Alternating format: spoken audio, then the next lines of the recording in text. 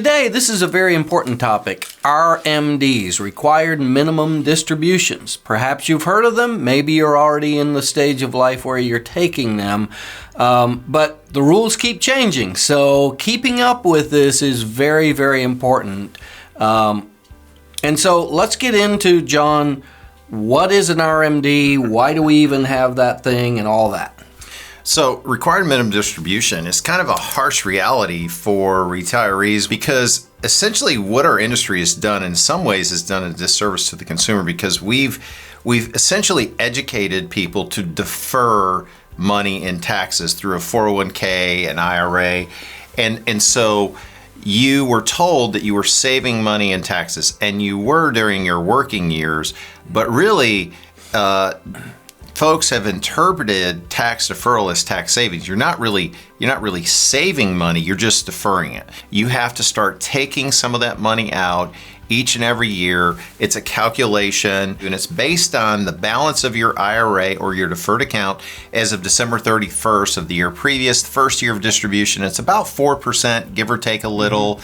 But what people are sort of really stunned by is that the federal government at this stage of their life makes them take money that they may not necessarily need. And what they're realizing is the money that they saved in taxes all those years in their working years, it doesn't take the government very long to recoup those costs through required minimum distributions. Yeah, and so again, many of you reach that age and you haven't really looked into it that much and really understand exactly what this can mean, and many of you were told that when you're retired you'll hardly pay any taxes. Well, anybody who's a retiree, and I had one in my office just recently, and they were like, shoot, when I add up my taxes and everything, I'm about in the same bracket that I was in my working years because all of my deductions have gone away that I used back then, and now they have gone away, and even though my income is down some, it's not down as much as I kind of thought that it might be, and I'm in a 20, 25, or even 30% tax bracket, and when you take out $30,000 and 10 of it doesn't come to you, it goes to Uncle Sam in taxes, that's a rude awakening, that you only get to keep 2/3 of the money that's spent. So you have to take a lot more out if you want to net 30 to get 30. And so, again, John already talked about the fact that what you take is based on what the balance of all the various accounts were on December the 31st the year before. And so the way the RMDs, or required minimum distributions, are calculated, they can be kind of complex. And so again, John says around 4%. It's about 3.7 something to start, and there actually is a specific percent that you have to take, and every year based on your age it goes up incrementally. So it's not just a standard amount that you take every year, it's subject to change. And when you get in your 80s or something, the amount can be 5-6% that you have to take out. And here's the big one, John.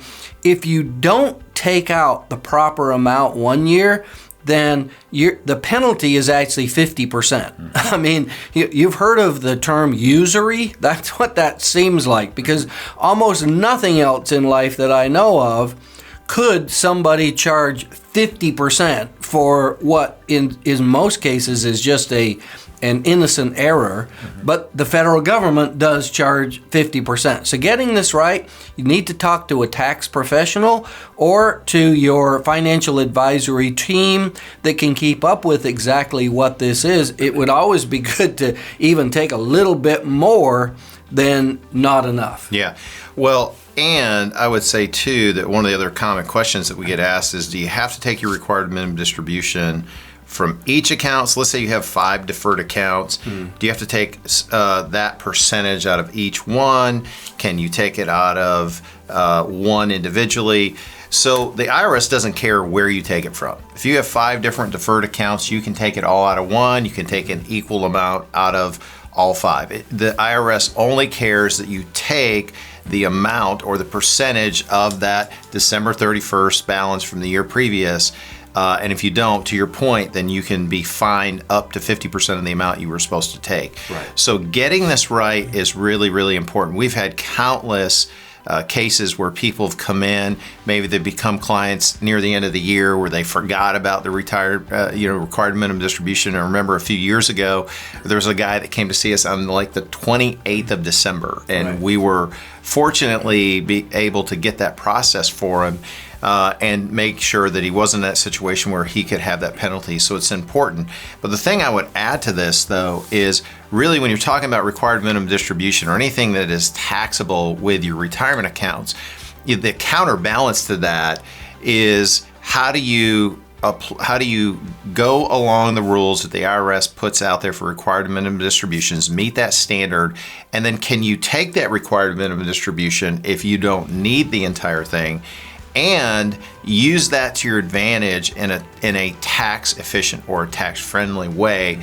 I would tell you that there are many options for you to do that, where you can make sure that you actually are strategic in how you use that required minimum distribution. But taking it, making sure you're following the guidelines, making sure that someone that you're working with is making sense of all those guidelines that go along with it, and they're looking at your taxes cohesively with that is really important. Well, folks, thanks for watching our show. Be sure to subscribe to our channel for all of our latest episodes. You can also visit us at retirementtalk.com to get a lot of helpful resources. Thanks for watching.